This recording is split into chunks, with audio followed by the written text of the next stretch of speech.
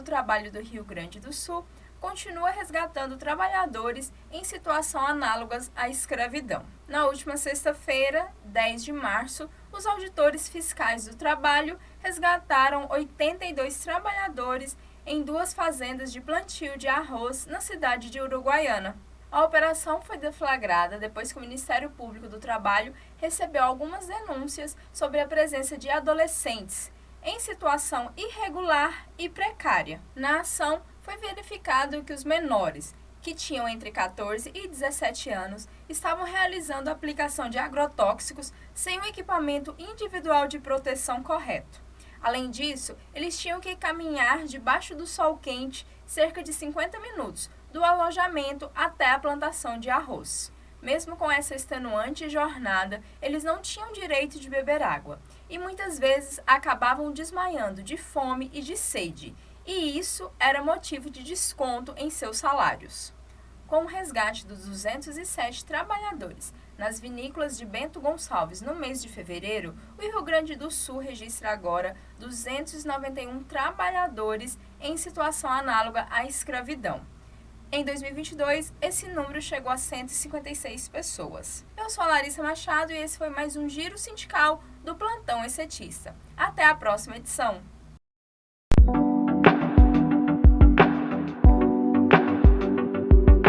Doutora, e tem algumas pessoas que já foram realinhadas? Ah, sim, temos muitas. Sim, e elas, algumas delas entram em contato com a gente dizendo que cada referência que ela recebeu não chegou a 5%. Em algumas é 1,98, outras 2,5%. Eu queria que a senhora explicasse por que cada referência não é 5%. Isso.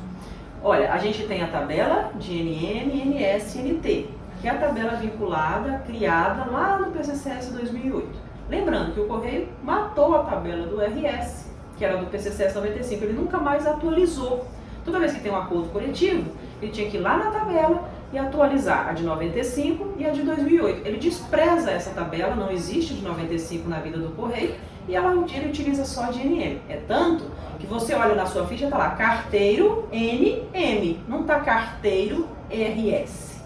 Se fosse, o Correio tivesse observado a evolução das duas tabelas, ele teria deixado carteiro IRS e agente de correio NM.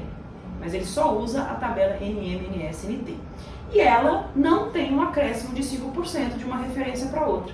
Então, como o Correio faz? Quando ele coloca lá 25 referências, a gente sabe que tem trabalhador que está saindo de carteiro 1 no realinhamento, lá em NM 3, 4, e indo para 30, NM 30.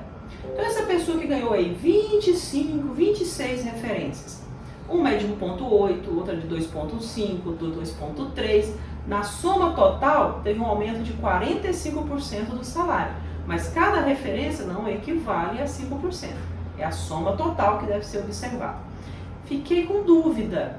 Tá certo ou não tá certo? Eu deveria estar realmente nessa 30, 31 ou deveria ser mais? Isso quem vai esclarecer para nós é o nosso auxiliar técnico. E esse auxiliar técnico, como que vai ser feito? A senhora pode explicar para a gente? Claro, você lembra bem, fizemos uma assembleia, o sindicato procurou um profissional, nós também auxiliamos nesse sentido, que já lida com esse tipo de demanda e outros sindicatos, já faz esse tipo de cálculo, esse tipo de auxílio técnico. Porque chegou numa fase em que não basta o conhecimento jurídico para resolver o problema, tem que ter um conhecimento matemático, contábil, financeiro. E isto quem faz é este auxiliar. Ele vai traduzir todo esse texto que está sendo discutido, que já foi transitado dentro do processo, em um número, tanto para o realinhamento quanto para os vencidos, para os retroativos. Fizemos uma assembleia, vocês lembram disso, estava lá, esclarecendo o porquê da necessidade do auxiliar técnico. E foi aprovado a unanimidade dos presentes e dos virtuais a contratação desse auxiliar, que será feito pelo próprio trabalhador, não é o sindicato que fará a contratação.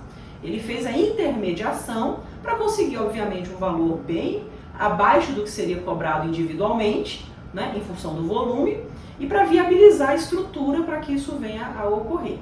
O auxiliar técnico, os auxiliares técnicos, constituem-se uma empresa. Eles farão um site, deve ser lançado agora no início do mês de maio. trabalhador vai, de março, isso, o trabalhador vai acessar esse site e fazer a contratação do auxiliar técnico. Nesse primeiro momento, o auxiliar técnico vai analisar o realinhamento feito pelo correio, fazer um laudo sobre esse realinhamento, fazer o realinhamento ajustado, como deve ser, e fazer um laudo sobre esse realinhamento ajustado. E é isso que a gente vai apresentar para o juiz, dizendo qual é o realinhamento adequado que deveria ter sido pago ao trabalhador. O Correio já fez bastante, em função dessa questão dos parâmetros terem sido resolvidos e transitados, muita coisa já avançou. É tanto que os trabalhadores estão tendo um grande aumento de salário base e de consequência de remuneração. A gente tem que lembrar que aumenta o salário base, o anuênio em cima do salário base, o adicional de carteiro em cima do salário base, o adicional de motorizado em cima do salário base, o FGTS em cima do salário base, hora extra em cima da remuneração. Então, lá no final, na remuneração, o volume também é bem mais alto. Passado essa etapa de discussão do realinhamento, feita por meio da ajuda do auxiliar técnico, aí nós vamos para uma segunda etapa, que é o cálculo das parcelas vencidas. Por que é importante, Dirlene, a gente não ser afoito nessa etapa agora? Veja, quem melhor do que eu, quem mais do que eu, talvez o próprio trabalhador queira, vocês queiram, mas eu acho que ninguém mais do que eu, que todo dia labuta em cima desse processo, pode querer o encerramento dele, a finalização dele. Claro que eu quero, mas não ao preço de não fazer um realinhamento ajustado. Em função de que esse realinhamento, além de mudar a realidade hoje do trabalhador, traz um aumento significativo do salário dele, reflete lá no INSS e vai refletir na aposentadoria dele e no pensionamento dos dependentes dele. Então é muito importante que a gente tenha muita tranquilidade nesse momento para fazer com muita excelência o trabalho que a gente quer entregar ao trabalhador, no sentido de fazer um realinhamento ajustado.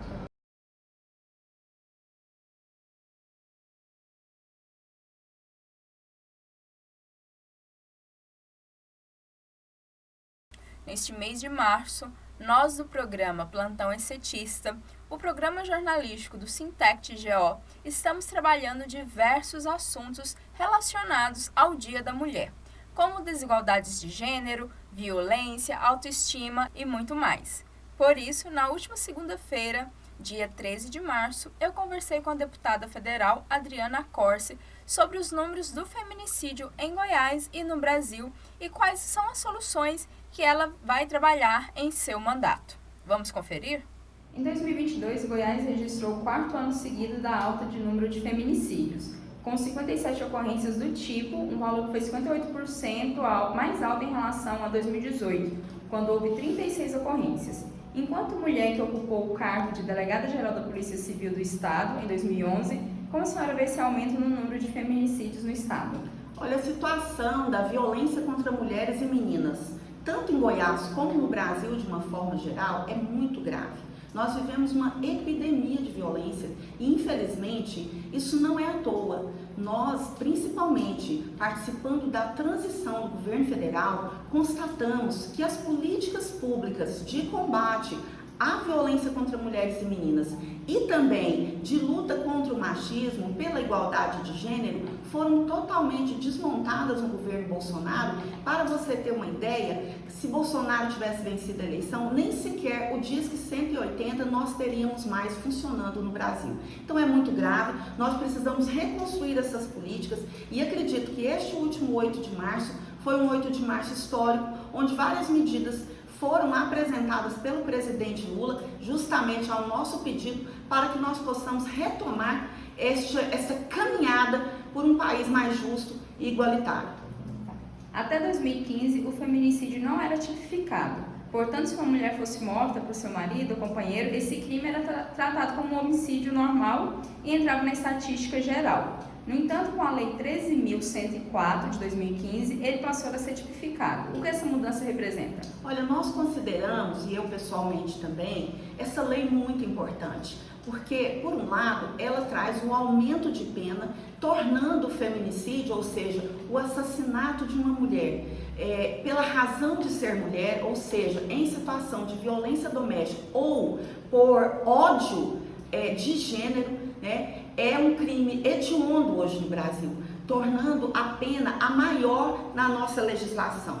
Por outro lado, também é importante porque damos visibilidade para este tipo de violência, que é a mais cruel e covarde que pode existir, de uma mulher ser morta, muitas vezes na frente dos próprios filhos, na frente da sua família, às vezes grávida, como aconteceu esses dias, uma mãe com um bebê de 8 meses na barriga, ambos foram assassinados covardemente pelo pai da criança. Então são crimes muito cruéis, muito covardes e que trazem um sofrimento imenso, tanto para aquela família como para toda a comunidade. Por isso mesmo, há poucos dias no Congresso Nacional, aprovamos uma lei de uma pensão, uma ajuda humanitária para os órfãos do feminicídio. Eu havia apresentado esse projeto de lei aqui em Goiás e nós aprovamos agora no Congresso Nacional. É muito justo, porque essas crianças sofrem muito, muitas vezes ficam numa situação de abandono e de grande sofrimento emocional.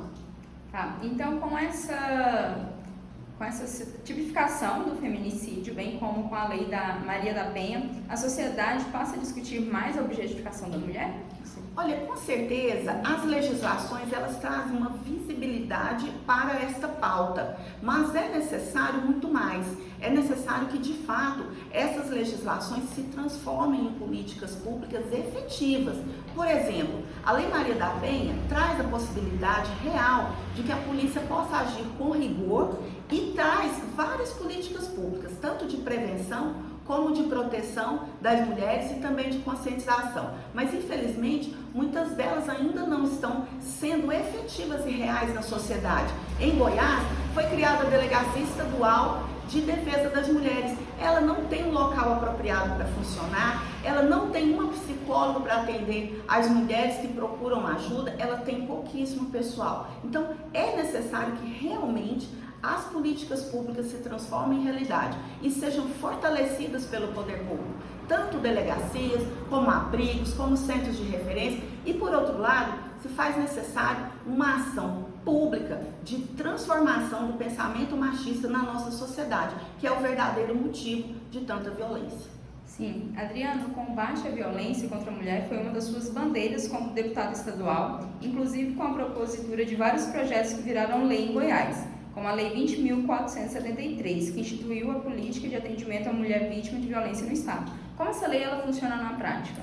Olha, ela traz uma série de medidas, tanto de acolhimento e respeito à mulher quando ela faz a denúncia, mas também para que ela seja protegida no decorrer dessa investigação e que tenha-se um rigor da lei. Então são medidas que visam proteger a mulher, que visam garantir que ela seja recebida com dignidade pelos órgãos públicos, que se evite a revitimização e que ela tenha os seus direitos garantidos. Então, são medidas a serem tomadas por toda a rede de proteção que deve funcionar nos municípios, estados e a nível federal. E também ela busca esse fortalecimento dos órgãos que atuam no combate à violência e à impunidade, para que as mulheres se sintam realmente protegidas e sintam estimuladas a denunciar quando for necessário. Certo, e para finalizar, enquanto deputada federal, como a senhora pretende fazer para diminuir essa violência doméstica também? Quais são as ações que estão previstas aí para o seu mandato? Essa é uma grande prioridade do meu mandato, tanto por ser uma das únicas deputadas federais do nosso estado, muito embora tenhamos dobrado a bancada, ainda temos uma quantidade muito ínfima de mulheres, dado que somos a maioria da população e dos eleitores, mas também pela minha experiência como delegada de polícia, que eu trago para compartilhar através de projetos de lei e ações. Então, por exemplo, nesse 8 de março, algumas das medidas anunciadas pelo presidente foram solicitações nossas, como que todas as delegacias DEANS e as patrulhas Maria da Penha e as guardas municipais e civis metropolitanas recebam viaturas, apoio, computadores, capacitação e também que seja feita uma grande campanha nacional nos órgãos de comunicação e também nos órgãos públicos como escolas, como hospitais, como universidades e órgãos privados como empresas e todas que tenham muitas pessoas no sentido de conscientizar pela necessidade de um tratamento igualitário entre homens e mulheres, pelo respeito e contra o machismo, que, como eu disse, é o verdadeiro motivo de tanta violência. Nós precisamos transformar essa cultura desde a infância para que nós tenhamos um mundo diferente, onde seja seguro ser mulher e ser menina. Certinho.